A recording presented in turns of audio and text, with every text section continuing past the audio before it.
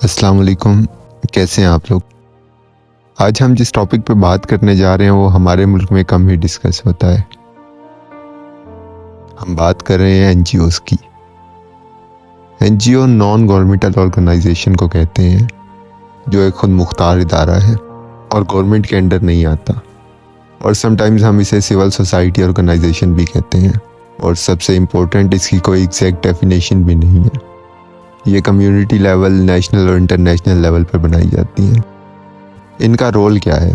International development और add तो इनका मेन रोल है ही। इसके अलावा भी ये ज़िंदगी के तकरीबन हर मामलात में ही इनका रोल नज़र आता है। मिसाल के तौर पर health, education, infrastructure, advocacy in minority rights, support the poor, democracy, gender equality और इसके अलावा labour union, religious faith, in short ये तमाम ही मामलात में काम करते हुए दिखाई देती हैं।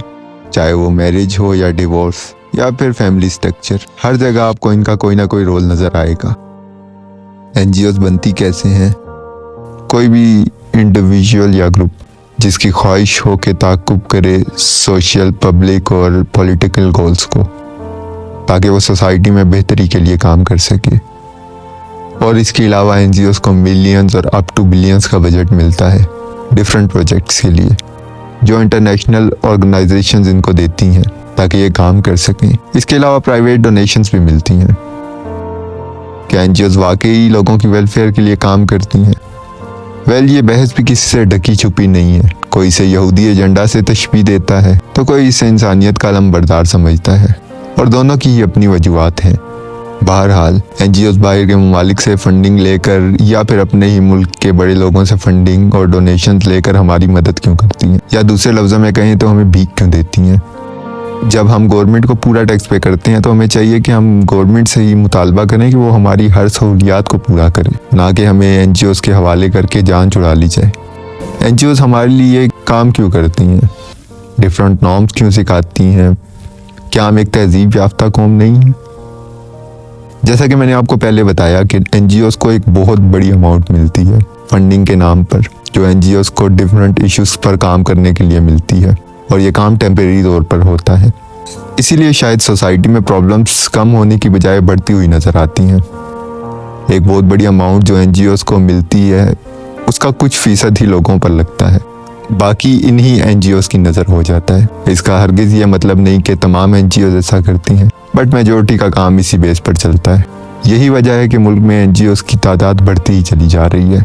एनजीओज़ का एक काम हमें बाशऊर और बासलीका बनाना भी है। तो यहाँ से ये सवाल उठता है कि कौन डिसाइड करेगा? ये सवाल हमें खुद से पूछने की ज़रूरत है। क्यों हमें अपनी ज़िंदगियों की भाग दौड़ अपने हाथों में रखनी चाहिए? वरना हम एक कठपुतली बनकर रह जाएंगे जो किसी के इशारों पर चलती है। हमें अपने इक़्तिदार, अपने नॉर्म्स, अपने कल्चर की हिफाजत खुद करनी होगी, वरना वो वक्त दूर नहीं कि हमारे हाथ में कुछ भी नहीं रहेगा। क्या हमारे जहनों में सवाल नहीं उठने चाहिए कि हम कहाँ जा रहे हैं? क्या जो तस्वीर हमें दिखाई जा रही है वो हमारी तस्वीर है? अगर नहीं तो फिर हमें अपने सवालों के जवाब ढूंढने होंगे, अपने लिए, अपने आने वाली नस्लों के लिए। और इसका मकसद सिर्फ ये है कि ये आपकी जिम्मेदारी है और आप ही को इसको उठाना होगा।